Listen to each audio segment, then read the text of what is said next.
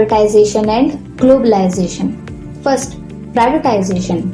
Privatization means transfer of ownership, management, and control of public sector enterprises to the entrepreneurs in the private sector.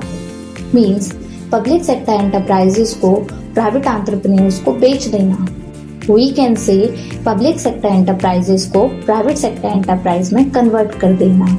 Privatization implies greater role of private sector in the economic activities of the country.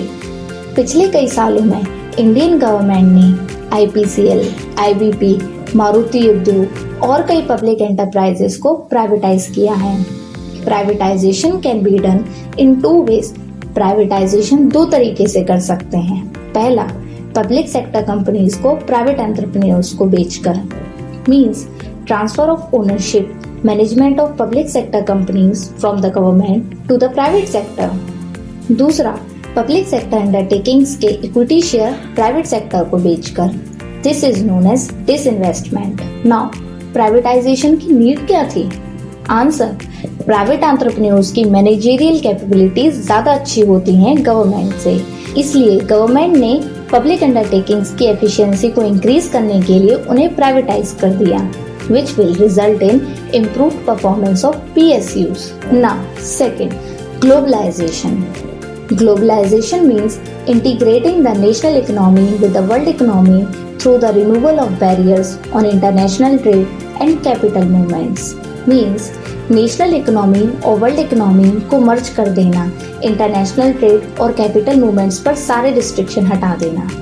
Capital movement means countries के बीच में foreign currency का flow.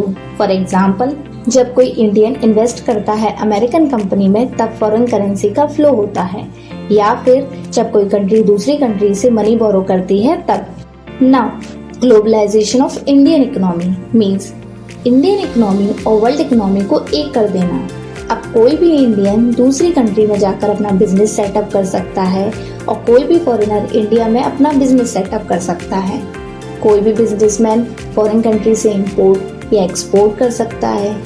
एक तरीके से market को बड़ा कर देना जहां नीड्स, कंपटीशन, प्रोडक्शन, टेक्नोलॉजी ज्यादा है.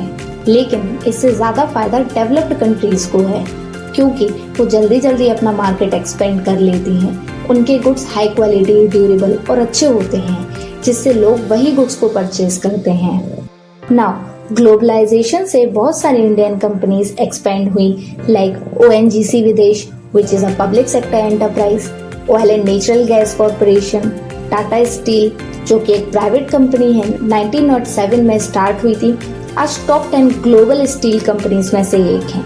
Now, positive and negative traits of globalization. The process of globalization through liberalization and privatization has positive as well as negative results.